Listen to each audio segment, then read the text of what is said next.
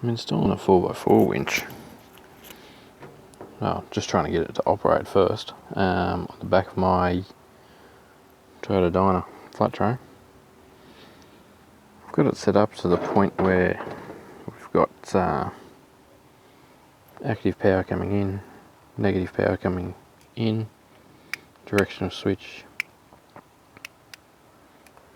not a directional switch, a bypass switch, because the old solenoid had a remote control box. You can control it with remote control. We're just trying to bypass all of this at the moment. I'm to the stage now where I can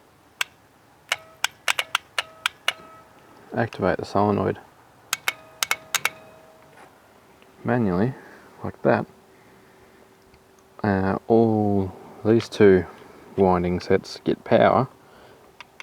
This fella here isn't getting any power when I do it.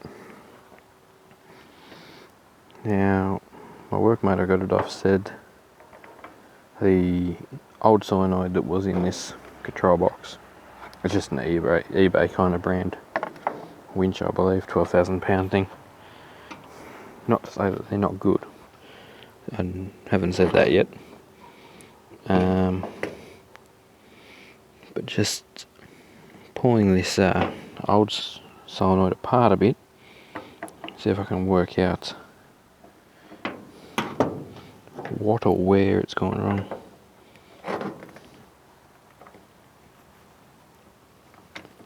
Screwdriver's too big for that. So the only one with a bolt-on terminal is what they call the A phase, which is this one here. It's the only one I'm not getting power through. So active power comes in here. So this main bar here.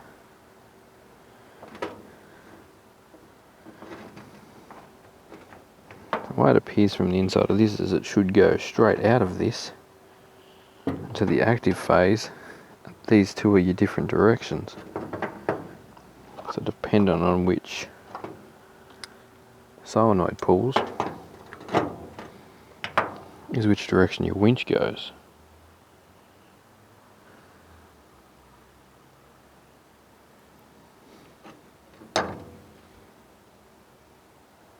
These three up here are your centrals, your common, and then there's whichever direction you want to actually turn the winch.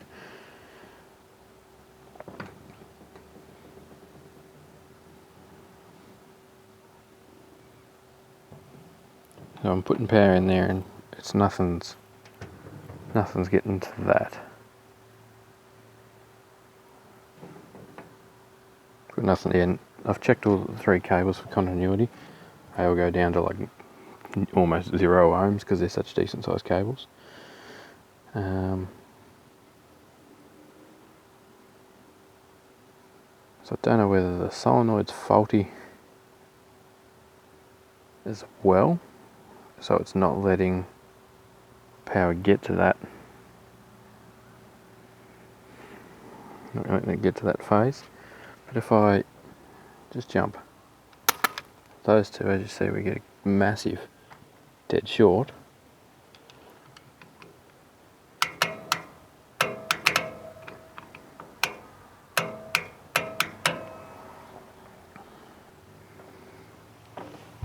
Now, assuming it's a series wound motor, I should be able to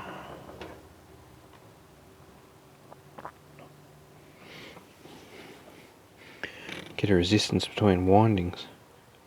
That's showing dead short.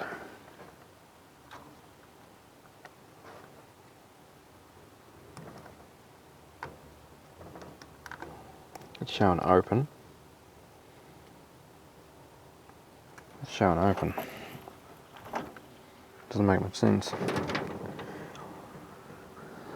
What could have happened, a brush could have turned over on the back of the motor here, and it's either jammed it or is touching another one, maybe these two. Looks like I'm going to have to open up the back cover of the motor and see what's going on inside there, unfortunately. Fella I got it off said it was going in reverse, it was only going one direction. But that was believed to be the solenoid causing that. Hence why he bought a new solenoid. Sold the vehicle before he ever put it back on or whatever.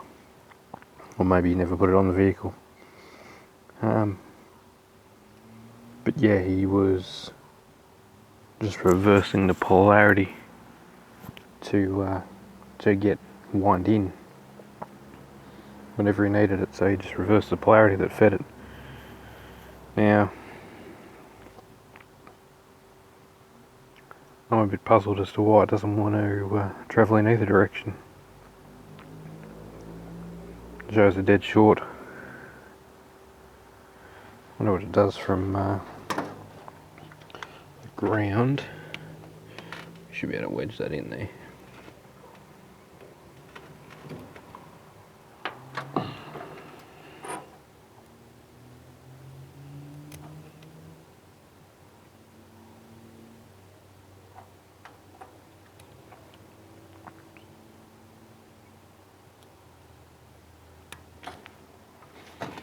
So from ground to that winding, it's showing 0.3 of an ohm, so pretty much short circuit.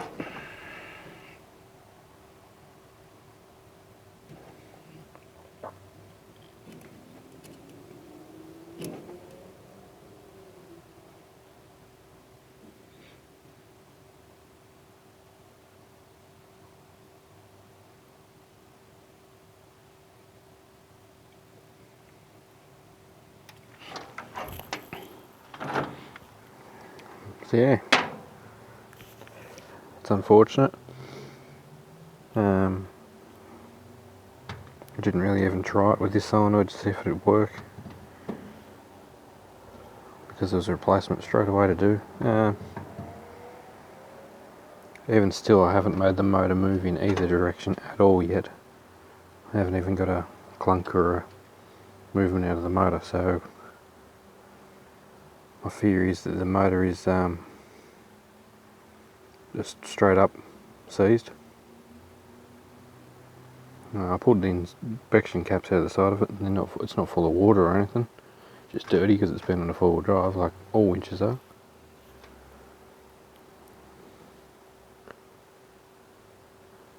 Yeah, hopefully I can get it to go. I don't believe the gearbox is bound up or anything, but it'll shake across the tray trying to get going. It doesn't pull any real power either when it tries to go, so pretty confident that it's not in a hurry to work for us, basically. We pull about 1.4 amps when we engage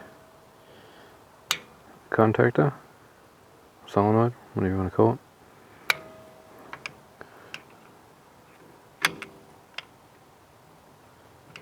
Doesn't matter what we do across the phases, it makes no difference, except for that one.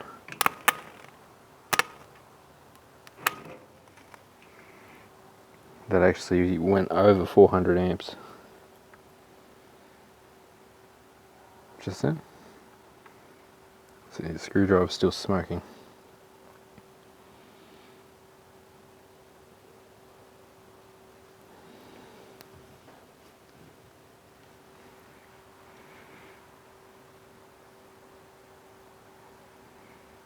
Alright, what's the next possibility? Let's think of something silly like that that's not insulated.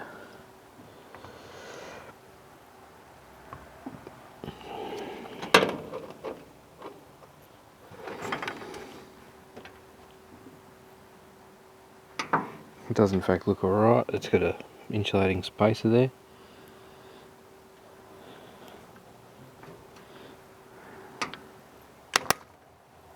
Still fairly solid though.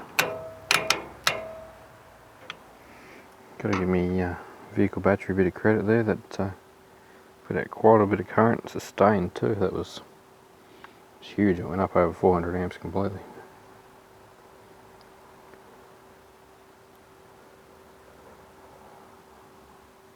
Now, when the contact is kicking in,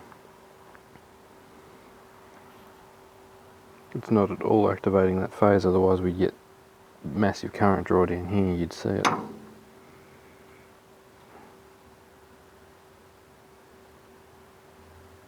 We have to do some reading and work out what's going on with it. Be lovely to get it to work, but at this stage it doesn't look like she's a goer anymore. I think it's may have only worked in reverse for a while because a brush might have fallen over in the motor maybe. I don't know, it's not looking real positive. Hopefully we can sort it out and keep it going, because no point throwing something like this in the bin. And the fella I got it off doesn't have a four-wheel drive anymore. It requires a winch, and being able to winch stuff onto the tray, this thing would be an excellent thing to have.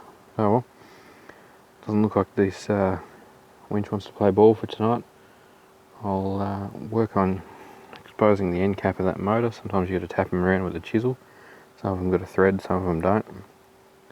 And we might have to deconstruct the actual body of the winch to have a look inside and see what's happened. I'll keep you updated.